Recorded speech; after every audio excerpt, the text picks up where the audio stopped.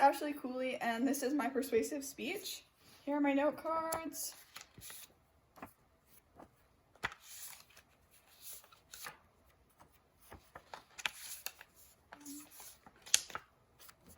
And here are my audience members. Okay. In 2017, 13 Reasons Why on Netflix took the world by storm. Many young people were viewing it and talking about it. However, this was not for the best. 13 Reasons Why is a show about a 17-year-old girl named Hannah Baker who decides to take her own life, and the remorseful impact it has on the people around her. A quote by CBS News states, "The rate of suicide from ages 10 to 17 went up 29% in April 2017, 1 month after this show was released. Teens should not be viewing movies on teenage suicide because it is often displayed as an option instead of discouraging it. I have gathered my information on this topic using many credible sources. One article that I rely heavily on is a peer-reviewed article that has research from Columbia University Department of Child Psychiatry. We all have loved ones that may be struggling with a mental health issue, and it is our responsibility to make sure that they are getting help the right way and not viewing something that can make this issue worse. To support my claim, I will be showing how these media outlets are hurtful to this issue instead of helpful, and what you can do to help. Let's first look at the harm that has been caused by these shows and movies. While there may be good intentions in creating these movies to start a discussion on preventing suicide, many of these are often romanticized and unrealistic. A quote by the Chicago Tribune says, "Few movies show the harmful consequences of suicide attempts, such as disfigurement, paralysis, and brain damage. They show suicide as a way of becoming famous or getting revenge." It is also important to note that these characters show little to no symptoms of depression, which almost always plays a factor in suicide. So it is ultimately showing these teens commit suicide for trivial and oversimplified problems.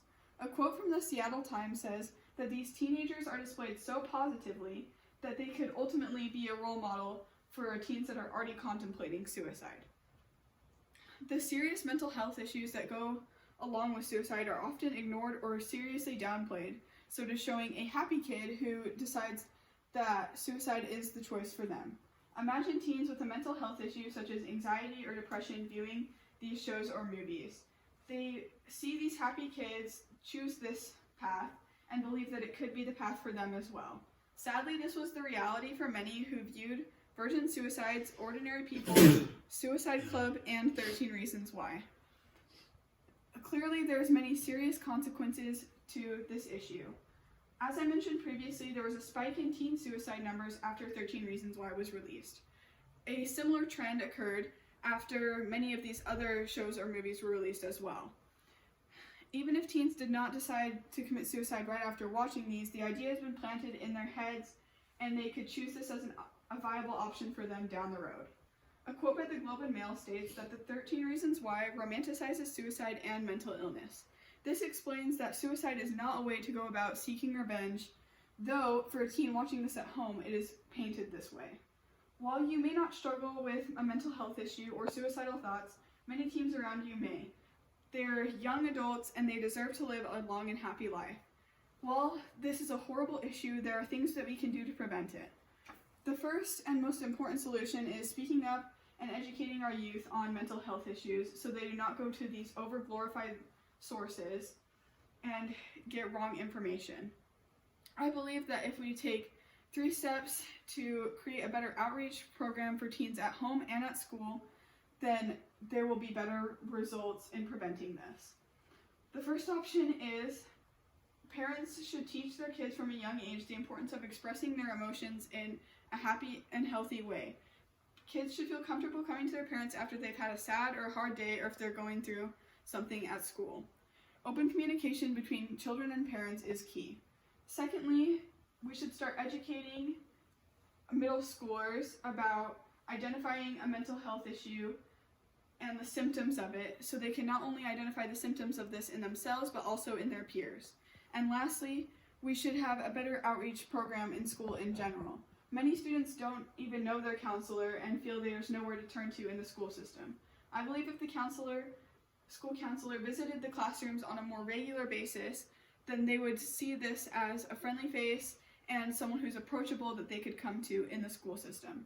These steps will be helpful because young people will understand the importance and learn the importance of a mental health issue from a young age.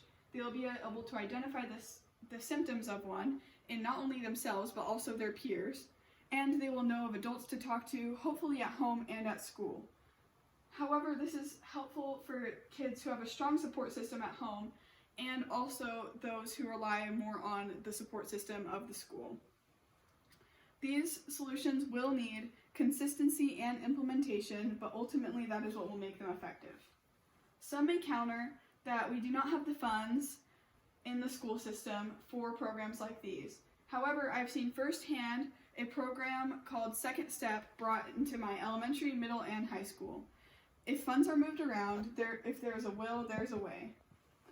If schools really cannot find the funds or the time, it can always be implemented into the curriculum. There is no excuse for this not to be brought up and taught in our education system.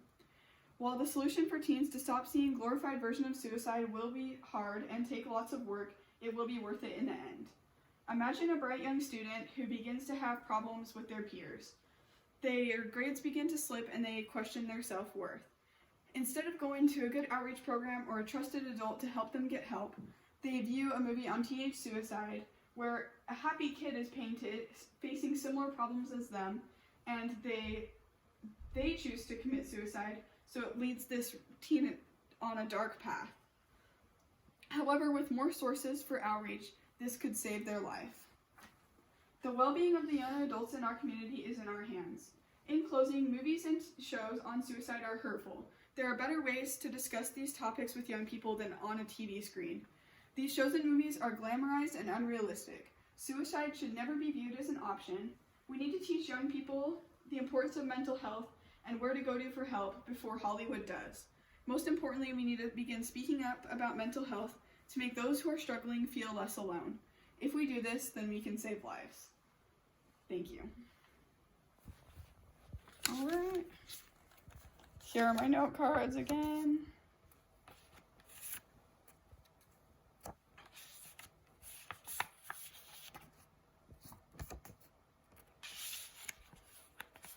And here's my audience.